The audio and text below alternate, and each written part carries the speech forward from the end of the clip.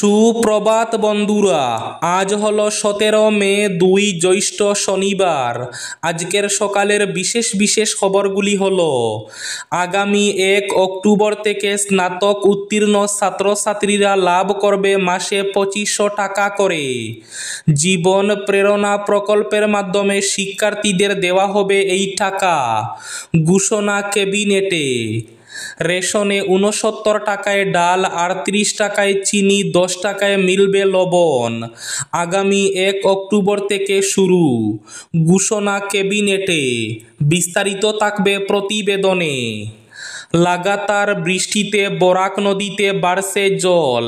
প্রতি ঘন্টায় 1 centimetre 2 centimetre করে গতকাল পর্যন্ত বেড়েছে জল।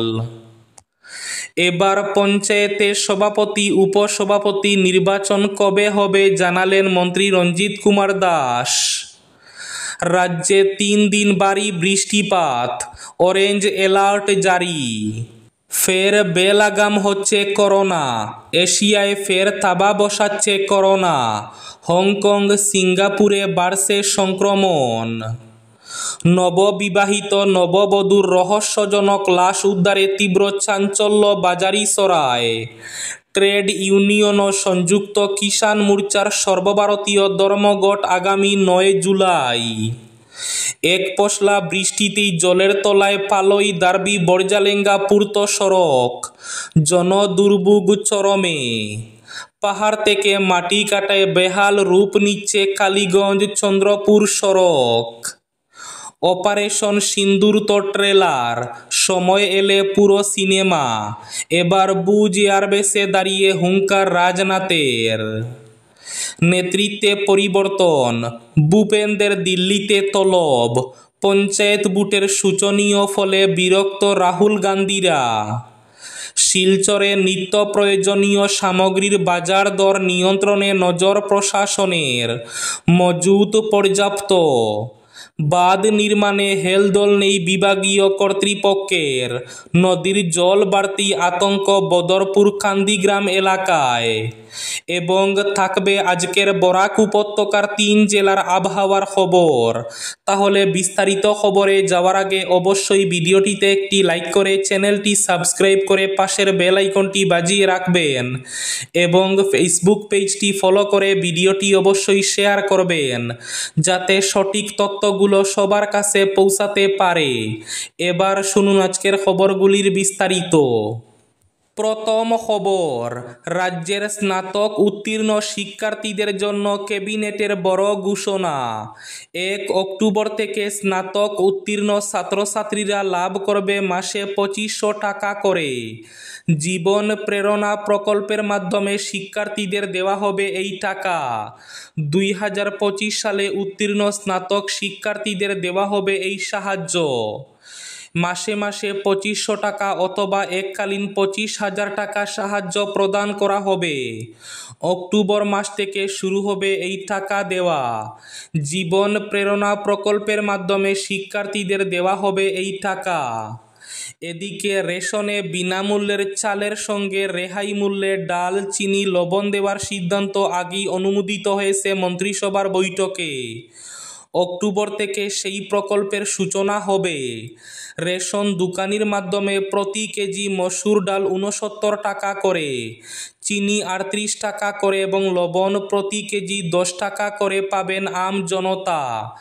নির্দিষ্ট জেলাগুলিতে আগামী অক্টোবর থেকে শুরু হবে এই প্রকল্প। বাকি জেলায় শুরু হবে নভেম্বর থেকে। শুক্রবার মন্ত্রিসভার বৈঠকে এই সিদ্ধান্ত অনুমোদিত হয়েছে। উল্লেখ্য, কেন্দ্রীয় সরকারের সংস্থা নাফেডের কাছ থেকে ওইসব সামগ্রী কিনবে সরকার। জেলা পর্যায়ে তারাই নিয়ে যাবে সামগ্রী। সেখান থেকে স্টেট ওয়ারহাউস কর্পোরেশনের মাধ্যমে সমবায় সমিতির কাছে যাবে সামগ্রী। সেখান থেকে পৌঁছবে রেশন দোকানে। তবে সামগ্রী বিক্রি করে রেশন দোকানিকে প্রতি মাসের টাকা মাসেই সরকারকে দিয়ে দিতে হবে, যাতে পরবর্তী মাসের জন্য সামগ্রী ক্রয় করা সম্ভব হয়।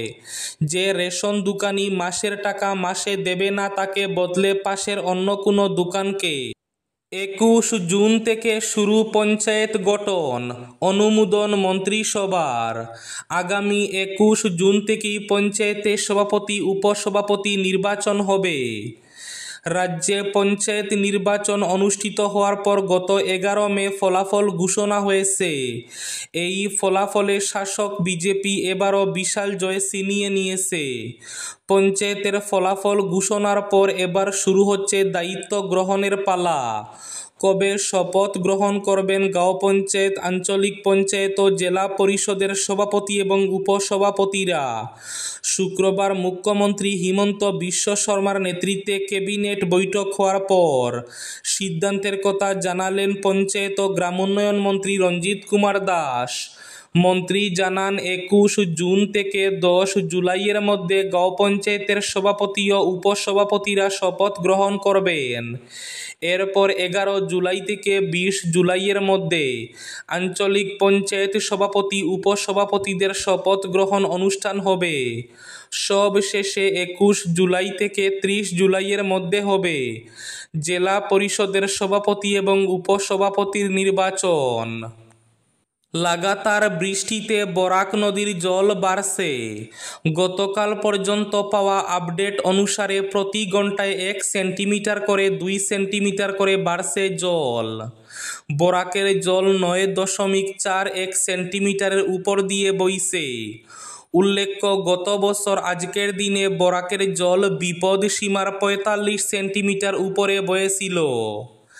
এদিকে আগামী 19 মে পর্যন্ত উত্তর পূর্বের বিভিন্ন রাজ্যে ভারী থেকে অতি ভারী বৃষ্টি হওয়ার কথা ঘোষণা করেছে মৌসুম ভবন। বলা হয়েছে যে এর ফলে বৃষ্টিতে ভাসবে রাজ্যের একাধিক জেলা। এ নিয়ে গৌহাটি আঞ্চলিক আবহাওয়া দফতর ইতিমধ্যে জারি করেছে অরেঞ্জ অ্যালার্ট।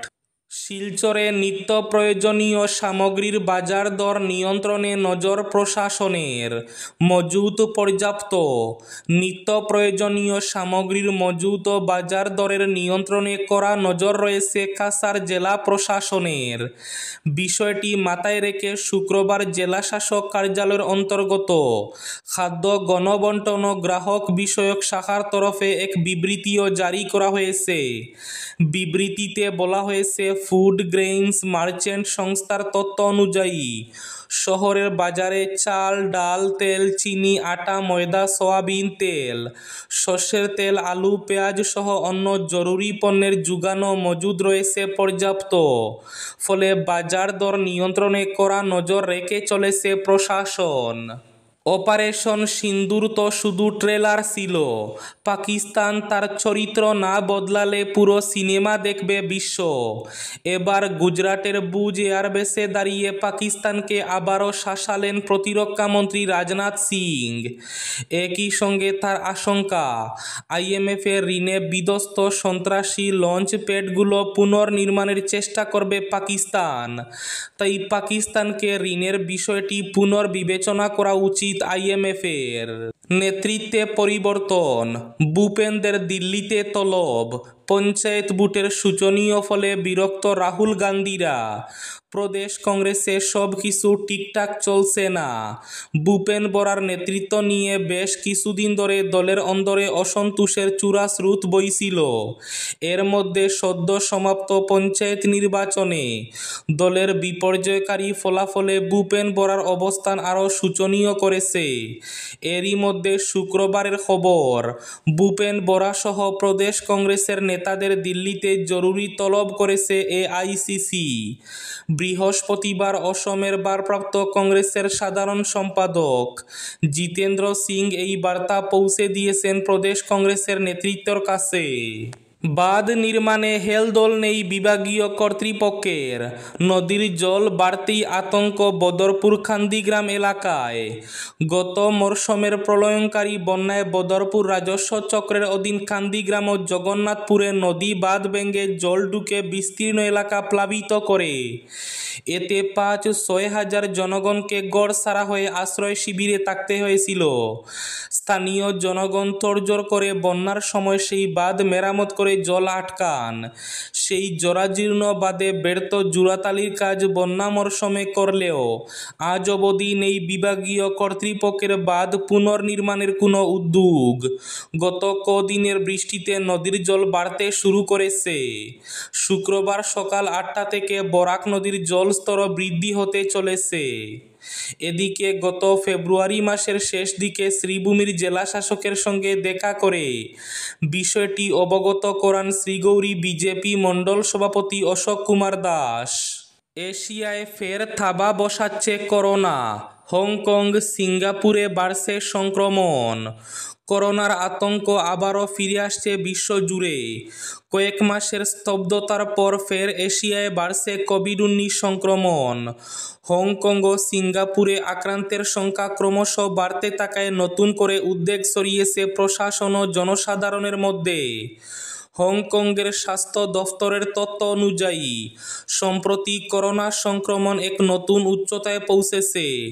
সেখানকার সেন্টার ফর হেলথ প্রোটেকশন সংক্রামক রোগ শাখার প্রধান অ্যালবার্ট আউ জানিয়েছেন, করোনা পরীক্ষায় পজিটিভ রিপোর্টের হার এক বছরের মধ্যে সর্বোচ্চ পর্যায়ে পৌঁছেছে। শুধু সংক্রমণই নয়, মৃত্যু সংখ্যা বাড়ছে।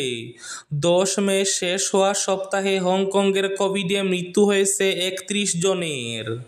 নববধূর লাশ উদ্ধারে তীব্র চাঞ্চল্য বাজারিছড়ায়। নববিবাহিত নববধূর মৃতদেহ উদ্ধারে চাঞ্চল্য সৃষ্টি হয়েছে বাজারিছড়া থানাধীন রাধাপেয়ারি জিপির গোপালপুরে। গৃহবধূর নাম অঙ্কিতা শুক্লবৈদ্য, স্বামীর নাম পলাশ বৈদ্য। জানা গেছে, কঙ্কিতার বাপের বাড়ি নিলামবাজারে। গত ফাল্গুনেই পলাশ ও কঙ্কিতার সামাজিকভাবে বিয়ে হয়। আর মাস কাটতে না কাটতে এমন করুণ পরিণতি ঘটল।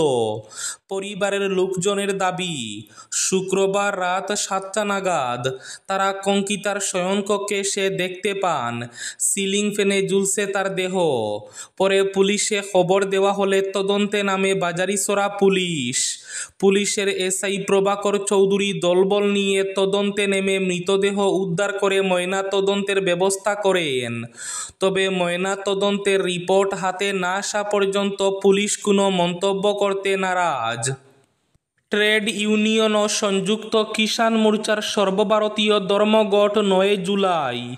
কেন্দ্রীয় ট্রেড ইউনিয়ন, সর্বভারতীয় ফেডারেশন, সংযুক্ত কিষাণ মোর্চা সহ বিভিন্ন গণসংগঠনের কেন্দ্রীয় সরকারের শ্রমিক তথা জনবিরোধী নীতির বিরুদ্ধে ডাকা 20 মের সর্বভারতীয় সাধারণ ধর্মঘট পিছিয়ে 9 জুলাই ধার্য করা হয়েছে। 15 মে দিল্লিতে সমস্ত সংশ্লিষ্ট সংগঠনের যৌথ সভায় এই সিদ্ধান্ত নেওয়া হয়েছে। পাহাড় থেকে মাটি কাটায় বেহাল রূপ নিচ্ছে কালীগঞ্জ চন্দ্রপুর রোড। পূর্ত বিভাগের চরম উদাসীনতায় কালীগঞ্জ চন্দ্রপুর রোডের রহিমপুরের নিকটবর্তী রাস্তাটি বেহাল অবস্থায় পড়ে রয়েছে গত 2 বছর ধরে। ওই রোডের প্রায় 150 মিটার অংশ জুড়ে রয়েছে লাল মাটি। রাস্তার উপর হাঁটুসম লাল মাটি পড়ে থাকায় স্বাভাবিকভাবে যানবাহন চলাচল করতে পারছে না। যদিও একাংশ গাড়ি চালক জীবনের ঝুঁকি নিয়ে যাতায়াত করছেন। বিশেষ করে প্রতিদিন সকাল 8:30 থেকে 9টা পর্যন্ত রাস্তার ওই নির্দিষ্ট স্থানে অগণিত যানবাহন আটকা পড়ে। আর ওই সময় বেশিরভাগ যানবাহনে থাকেন স্কুল কলেজের পড়ুয়ারা। অনেকে সমস্ত রাস্তার বেহাল অবস্থার জন্য যথাসময়ে ক্লাসে উপস্থিত হতে পারে না ছাত্রছাত্রীরা। আজকের বরাক উপত্যকার 3 জেলার আবহাওয়ার খবর। আজও বরাক উপত্যকার 3 জেলার আকাশ মেঘলার পাশাপাশি বৃষ্টির পূর্বাভাস। শিলচর কাছাড়ে আজ সর্বোচ্চ তাপমাত্রা থাকবে 30 ডিগ্রি সেলসিয়াস এবং সর্বনিম্ন তাপমাত্রা থাকবে 21 ডিগ্রি সেলসিয়াস। শ্রীভূমি জেলায় আজ সর্বোচ্চ তাপমাত্রা থাকবে 30 ডিগ্রি সেলসিয়াস এবং সর্বনিম্ন তাপমাত্রা থাকবে 20 ডিগ্রি সেলসিয়াস। হাইলাকান্দি জেলায় আজ সর্বোচ্চ তাপমাত্রা থাকবে 31 ডিগ্রি সেলসিয়াস এবং সর্বনিম্ন তাপমাত্রা থাকবে 21 ডিগ্রি সেলসিয়াস। এবার শেষ খবরটি। পিডিবি সড়ক জলের তলায়, জনদুর্ভোগ চরমে। এক পশলা বৃষ্টিতেই জলের তলায় চলে গেল পিডিবি রোড অর্থাৎ পালই দারবি বড়জালেঙ্গা পূর্ত সড়ক। দলাই বিধানসভা কেন্দ্রের ব্যস্ততম সড়কটি গত 3 দিন থেকে জলের তলায় রয়েছে। ফলস্বরূপ সড়কের উপর দিয়ে চলাচলকারী যানবাহনের যাত্রী সহ এলাকার জনগণ প্রচণ্ড অসুবিধার সম্মুখীন হচ্ছেন। শুক্রবার এলাকার জনগণের পক্ষে অভিযোগ করে জানানো হয়, গত 3-4 বছর আগে ডাকডুল পিটিয়ে রাজ্যের প্রাক্তন মন্ত্রী তথা শিলচরের বর্তমান সাংসদ পরিমল শুক্লবৈদ্য রাস্তাটির উদ্বোধন করলেও বছর পর বছর সামান্য বৃষ্টিতে সড়কটির তারনাথপুর এলাকায় জলের তলায় চলে যায়। কখনো কখনো হাঁটু জলের উপর উঠে গেলে রাস্তা দিয়ে যানবাহন চলাচল বন্ধ হয়ে যায়। এই ছিল আজকের সকালের বিশেষ খবরগুলি। ভিডিওটি অবশ্যই লাইক করে শেয়ার করে দেবেন।